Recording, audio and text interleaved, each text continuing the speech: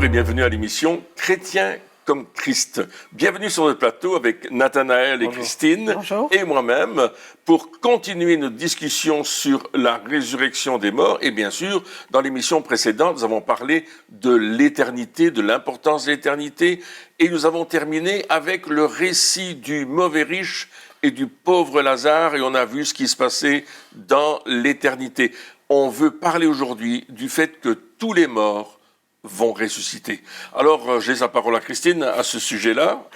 Oui, effectivement, ce que la parole de Dieu dit dans 1 Thessaloniciens, au chapitre 5, verset 23, il dit que le Dieu de la paix vous conduise lui-même à une sainteté et que tout votre être, l'esprit, l'âme et le corps, soient conservés irréprochables lors du retour de notre Seigneur Jésus-Christ. Pourquoi lisons-nous cela ? Eh bien, pour que nous réalisions que notre être est composé d'un corps, d'une âme et d'un esprit. Donc, chaque être humain a un corps, c'est pour ça qu'on est là, une âme, qui est le siège de nos sentiments, de nos émotions, et un esprit qui, lui, est rendu capable d'être en contact avec Dieu, qui est esprit. Et donc, si je comprends bien, ce qui meurt... Ce qui meurt, c'est le corps. C'est le corps, voilà. C'est le corps. C'est ça. Et donc, lorsqu'on dit justement que tous les morts vont ressusciter, ça veut dire quoi ou quel passage en parle? Alors, tous les morts vont ressusciter. On lit par exemple dans Daniel, chapitre 12, donc déjà dans l'Ancien Testament. On voit beaucoup de ceux qui dorment dans la poussière de la terre se réveilleront, les uns pour la vie éternelle, les autres pour la honte, pour l'horreur éternelle. Ceux qui auront été perspicaces brilleront comme la splendeur du ciel, et ceux qui auront enseigné la justice à beaucoup brilleront comme les étoiles, pour toujours et à perpétuité. Et on voit que le thème de la résurrection est déjà un thème qu'on retrouve dans l'Ancien Testament. Et Jésus nous l'a dit, on l'a lu la fois passée dans Jean 5, versets 28 et 29. « Ne vous étonnez pas de cela, car l'heure vient où tous ceux qui sont dans les tombeaux entendront sa voix et sortiront.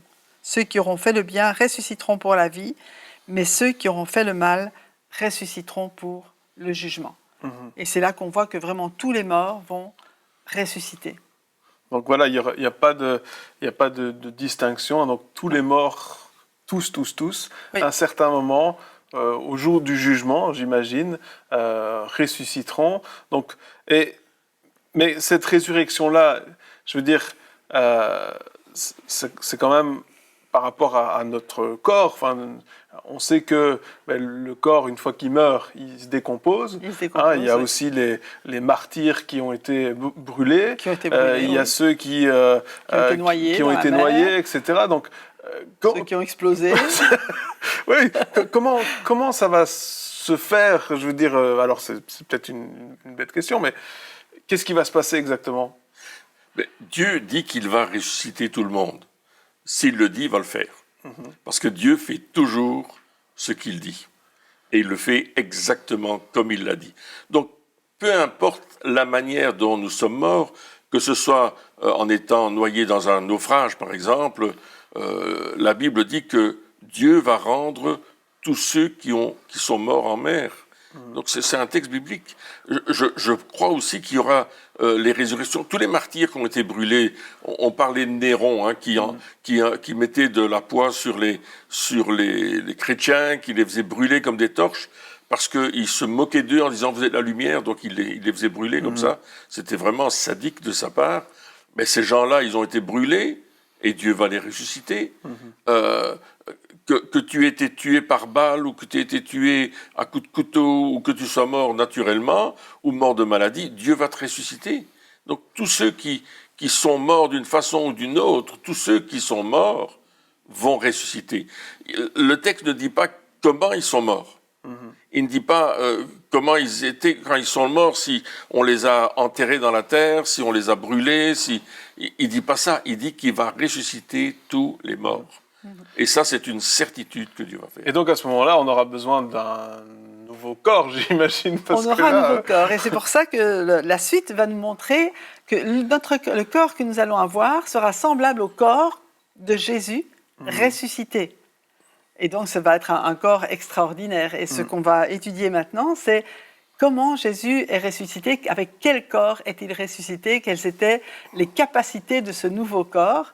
Parce qu'il y a un passage qui nous dit aussi que le corps est semé corruptible, donc qui se détruit, imparfait voilà. Et destructible, on va dire, et il ressuscite incorruptible.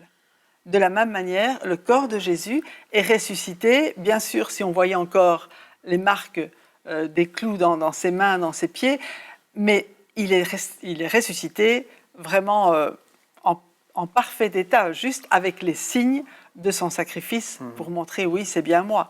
Mais sinon, le corps de Jésus était parfait et il avait des capacités que notre corps actuel n'a pas. Et quelque part, c'est aussi ce qui nous montre que voilà, la résurrection des morts est possible si Jésus est ressuscité avec... et c'est ça qui est intéressant, ce que tu viens de dire, c'est qu'il n'est pas simplement ressuscité comme on pouvait...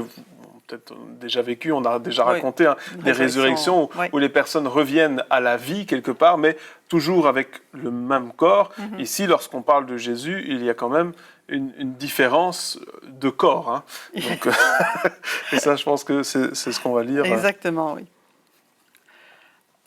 Donc, ce qu'on peut lire, notamment dans Luc chapitre 24, les versets 38-39, c'est Jésus qui vient trouver ses disciples après la résurrection. Puis les disciples, ils le voient là, il a un peu traversé les murs, là, et les disciples sont effrayés, forcément. Ils ne l'avaient pas encore vu. Ils ne l'avaient pas encore vu.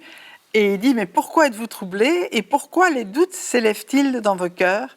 Regardez mes mains et mes pieds, c'est bien moi. Touchez-moi et voyez, un esprit n'a pas de chair et d'os, comme vous voyez que j'ai. Et là, Jésus est en train de nous dire, vous ne voyez pas un fantôme, vous ne voyez pas un esprit. J'ai bien de la chair et des os, c'est moi. Reconnaissez-moi. Et puis là, Jésus a traversé les murs quand même. Oui, quand même. Il n'avait pas encore fait ça avant. Hein.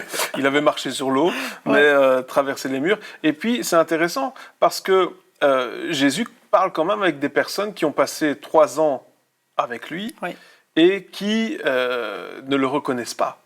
Hein, donc, et même, enfin, les disciples sur la route d'Emmaüs ne le reconnaissent pas non plus. Donc, c'est quand même, si je passe 3 ans avec une personne, si je la vois, je vais quand même, même si j'ai du mal à retenir les noms, je vais quand même me rappeler de la personne. Tandis qu'ici, il y a quand même... Peut-être qu'une personne ne ferait pas attention, mais là, ils sont tous ensemble.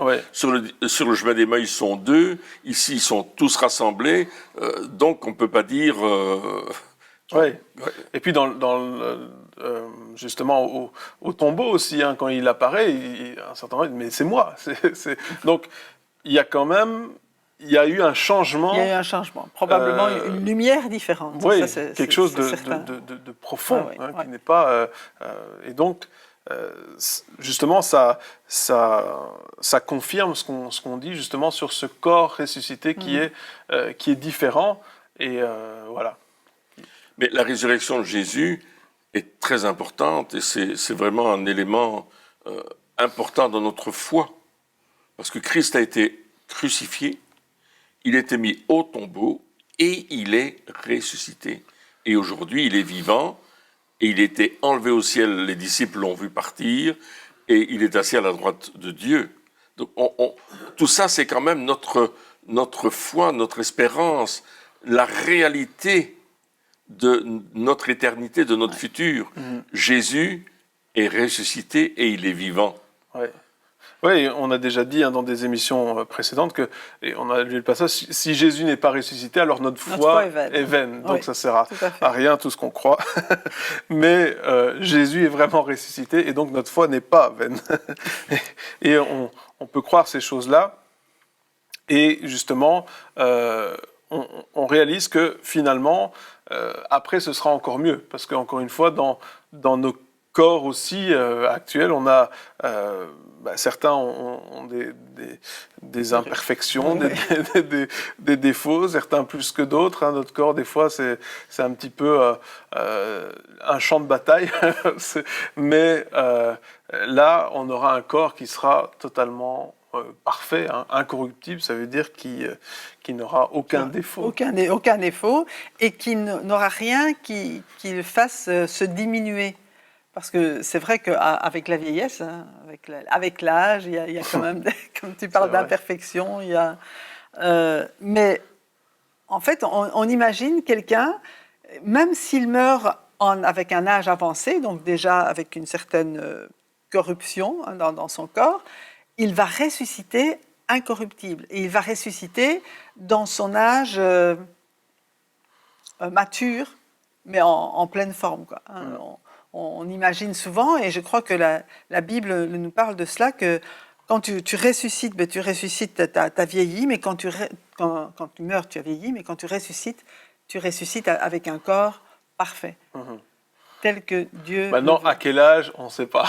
À quel âge, non. Tu vois, genre, en pleine forme, 42 ans et demi, on ne sait pas. Non, on ne sait pas là, il n'y a plus d'âge. Il n'y aura plus d'âge. Il n'y a plus d'âge, en fait. On a vu la fois passée qu'il n'y avait plus de temps, donc il n'y aura plus d'âge non plus. Mais ce sera extraordinaire. Moi, j'aimerais revenir aux disciples d'Emmaüs. Parce qu'ils sont avec Jésus sur le chemin, ou plutôt Jésus est avec eux, il les a accompagnés, et ils ne le reconnaissent pas physiquement. Et Jésus va leur parler de ce qu'il concerne dans la parole. Dans toute la Bible, dans tout l'Ancien Testament, il va parler de lui, tous les textes qui parlent de lui. Et les disciples vont être enthousiasmés par entendre ce discours, parce qu'il dira, est-ce que notre cœur ne brûlait pas au-dedans de nous? Est-ce qu'il n'y avait pas cette joie qui était là lorsque Jésus nous parlait? Mais la seule réalité qui va les faire comprendre qu'il est le Christ, c'est lorsqu'ils vont partager le pain. Ouais.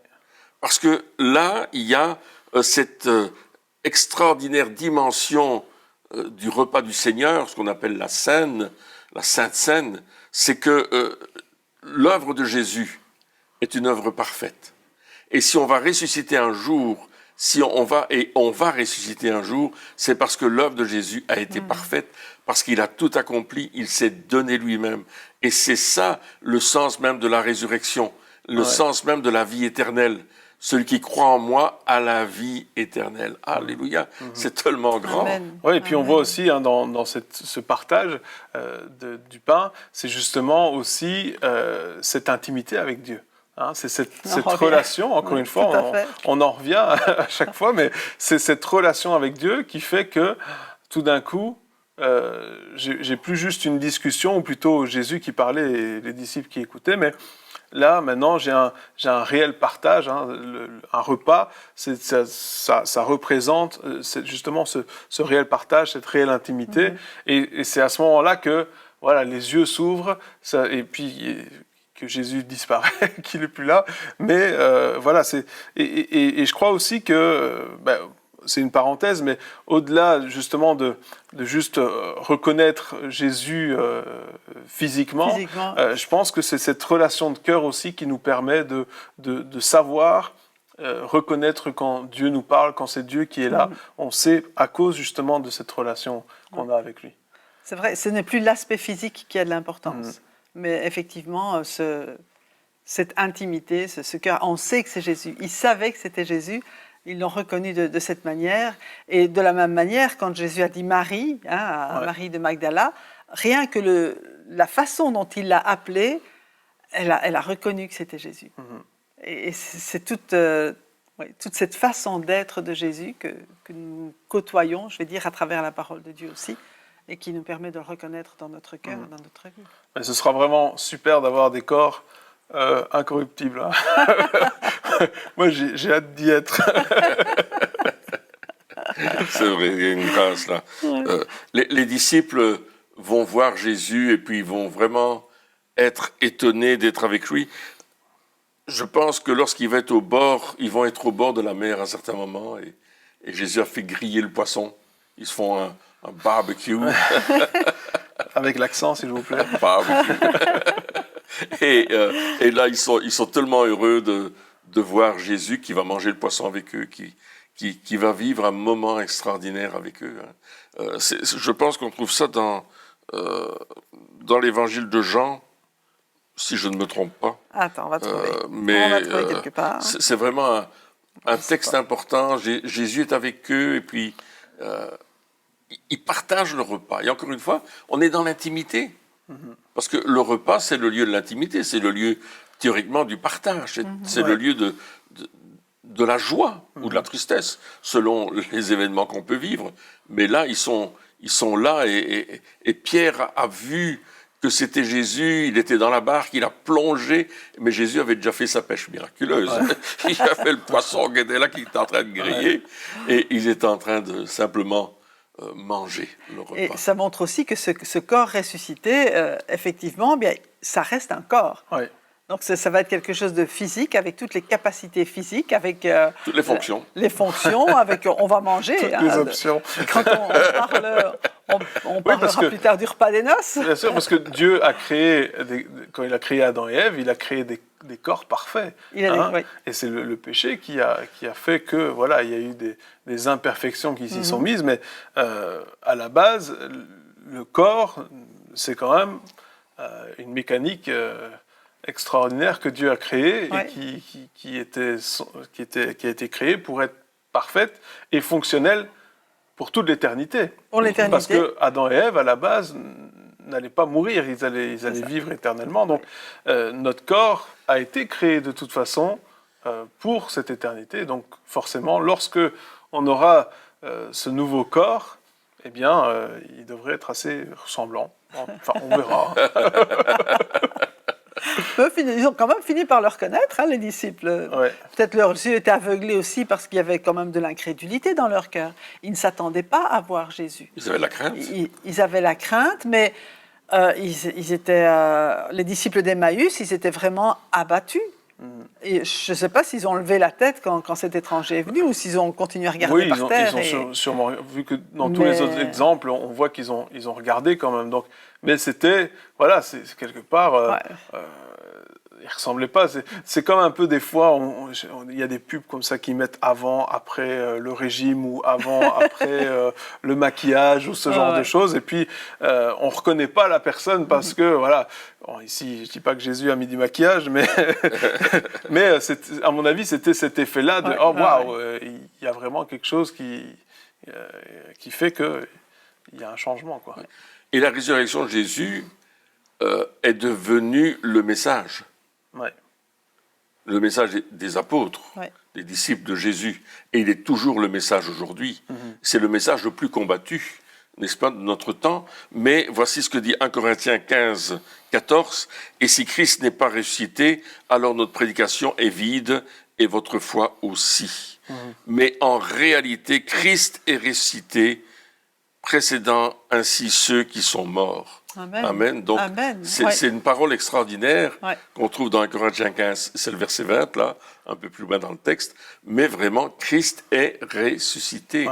Amen. Ça, c'est puissant, c'est grand, c'est merveilleux. Amen. Et puis, ce qu'il faut dire, et c'est important, c'est pas une résurrection standard. C'est vrai. C'est une résurrection qui précède justement la résurrection des morts finale. Donc c'est vraiment, c'est pas juste un mort qui ressuscite, mais c'est la résurrection dans la gloire que nous attendons tous.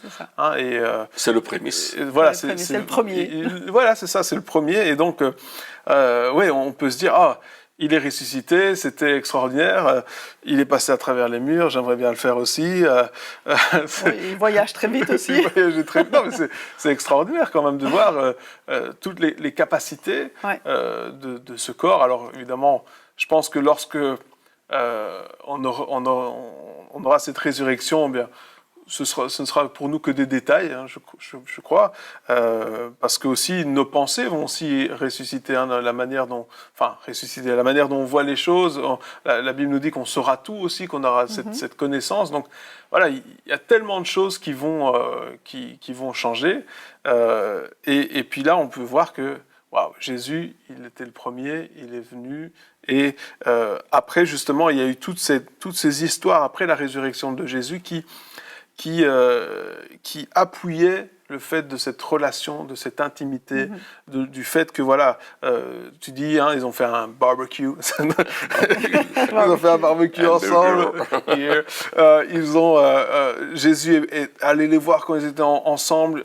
Ils ont mangé le pain. Il y a toutes ces histoires qui, quelque part, qui confirment que l'intimité, que la relation, que le partage, que ce dialogue que Jésus veut avec nous aussi. Toutes ces choses-là sont tellement importantes pour nous aujourd'hui. C'est pas juste le fait de dire « Waouh, Jésus est ressuscité », c'est un petit peu le clou du spectacle, la bête de foire, on va voir qui est... Non, mais c'est plutôt... Comment est-ce que je peux avoir cette relation encore plus profonde? Et j'ai l'impression, lorsque on lit les histoires d'après-résurrection, on voit que c'est comme s'il y a encore plus d'intimité, encore plus de relations entre Jésus et ses disciples, justement. Oui, puis il va passer 40 jours avec eux pour les enseigner au sujet du royaume des cieux, le royaume de Dieu. Et c'est pas seulement on va manger un bout ensemble, on va boire un coup, on va faire la fête, pas seulement ça, c'est aussi un temps d'enseignement ou d'impartition de quelque chose d'important, parce que c'est ça qu'on doit bâtir, c'est ça qu'on doit construire. Et Jésus va, après sa résurrection, va employer son temps à former les disciples encore plus loin. Et lorsque nous, en tant que chrétiens, on comprend que Jésus est ressuscité, lorsque on le croit et lorsqu'on vit cette résurrection parce qu'il vient vivre en nous, alors Dieu veut nous emmener beaucoup plus loin dans cette dimension liée à la résurrection de Jésus. Et comme tu disais tout à l'heure, on a cette certitude, nous aussi, que nous allons ressusciter avec Christ. Absolument. Et c'est l'apôtre Paul qui dit, si vous êtes mort avec Christ, vous ressusciterez aussi avec lui, en nouveauté de vie. C'est extraordinaire. Donc il y a cette réalité future dans laquelle on va ressusciter, mais il y a déjà cette réalité présente dans laquelle on est déjà ressuscité. Parce que Christ vit en nous. De mort que vous étiez, vous êtes vivant. Oui, et puis c'est notre esprit qui a pris vie, justement, Absolument. et qui nous permet d'avoir cette communion avec Dieu. Et ensuite, un jour, le corps suivra. Le corps va suivre. Oui, et je pense que c'est important aussi, on n'a pas beaucoup parlé, s'il y a résurrection, c'est qu'il y a eu mort. Ouais. Si les disciples d'Emmaüs l'ont pas reconnu, c'est qu'il y a eu un temps de désespoir. Et peut-être que les disciples ont vécu le désespoir quand ils ont vu Jésus qui était mort, leur Jésus qui était vraiment mort sur la croix. Et quand ils ont vu Jésus ressuscité, c'est déjà une nouvelle vie qui était en eux, parce que leur première espérance était morte, mais eux aussi, à l'intérieur, sont ressuscités. Ils ont dit, ah ben oui, c'était vrai, c'est ça qu'il voulait dire. Ils n'avaient pas compris. Jésus avait annoncé sa mort et sa résurrection, mais les disciples n'avaient pas compris, jusqu'au moment où ils le voient. Et là, effectivement, il y a une nouvelle compréhension qui vient dans leur cœur, surtout que Jésus a soufflé sur eux en disant, recevez l'Esprit pour qu'ils comprennent tout ce qu'il allait leur dire pendant ces 40 jours. Et on voit l'effet aussi quand Pierre a sorti ce message à la Pentecôte. Je crois qu'il a ressorti pas mal de choses que Jésus avait dites pendant les 40 jours et qui le concernaient dans l'Ancienne Alliance. Mais là, je sais pas, quand quelqu'un est triste et qu'il est désespéré et puis que, ah mais oui, Ouais. c'est quand même quelque chose de nouveau qui naît, une révélation, et le passé est oublié, quoi. Et ça a ressuscité leur espérance et leur foi aussi. Tout donc, à fait. Parce que forcément, lorsque Jésus est mort, ils ont dû se dire, il est mort, ça veut dire que tout ce qu'il a dit, c'est pas vrai. C'était du pipeau. C'était juste une histoire. Et là, ça a ressuscité leur foi aussi, leur espérance. Et aussi, quand nous passons justement par des moments difficiles ou des moments de désespoir, là, on peut justement repenser au fait que si Jésus est ressuscité, eh bien, les situations peuvent aussi ressusciter. Hein. Et toutes ces choses-là, des fois, on pense que c'est fini. Et combien de fois on n'est pas passé par des moments, justement, par des épreuves, par des difficultés, où on s'est dit, maintenant, là, on est au bord, on est au bout, on a tout essayé, on a tout fait, c'est terminé. Et puis, on voit que Dieu vient, il commence d'abord par ressusciter notre foi et notre espérance. Ouais. Et ensuite, il ressuscite la situation, il change complètement les choses. Et ça, c'est ce concept aussi de la résurrection de Jésus qui dit, attendez, quand tu penses que c'est fini, c'est pas fini. Et c'est ça. Et humainement parlant, quand on voit que c'est fini, mais avec Dieu, même quand on voit que c'est fini, si c'est de Dieu, c'est pas fini. Si Dieu t'a dit de le faire, alors si c'est toi qui vas dans le mur tout seul, c'est une autre chose, mais si Dieu t'a dit de le faire, il est fidèle et il va accomplir ce qu'il a dit parce que Dieu tient toujours ses promesses. Et quand tu dis que c'est fini, c'est qu'il y a un nouveau commencement qui vient. Ouais, Et c'est ça, la résurrection, c'est un nouveau commencement. Et ce que je voudrais dire, c'est que pour les disciples, il leur suffisait de 3 jours de patience, 3 jours de persévérance, 3 jours nécessaires pour qu'ils ne perdent pas leurs illusions et qu'ils découvrent la réalité de tout l'ensemble des 3 ans et demi passés avec Jésus. Il y avait ces 3 jours importants. Et peut-être dans notre vie, parfois, il y a 3 jours de désespoir, il y a 3 jours de difficulté. Ça peut représenter un temps où on attend une solution et on est désespéré, on pleure, on crie, on se sent mal. C'est le deuil. C'est le deuil. C'est le deuil. Et des fois, on doit passer justement par... Et là, après ces 3 jours, tout d'un coup, un son de miracle. Ils arrivent à dire, il n'est plus dans le tombeau, il est ressuscité. Bah, qu'est-ce que tu racontes? Qu'est-ce que les femmes ont encore inventé? Hein, c'est ce que Pierre et Jean dit. Et puis Pierre et Jean, ils courent au tombeau, ils arrivent, et puis là, le tombeau est vide, elles ont dit vrai. Et non seulement il est vide, mais pourquoi cherchez-vous parmi les morts celui qui est vivant? C'est ce qui avait été dit précédemment.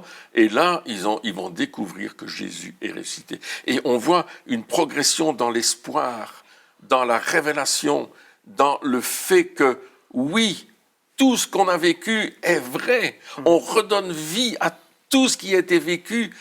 Tout redevient vrai, tout reprend vie. C'est comme si à un certain moment, avec la mort de Jésus, tout s'est figé, tout s'est arrêté, tout s'est écroulé.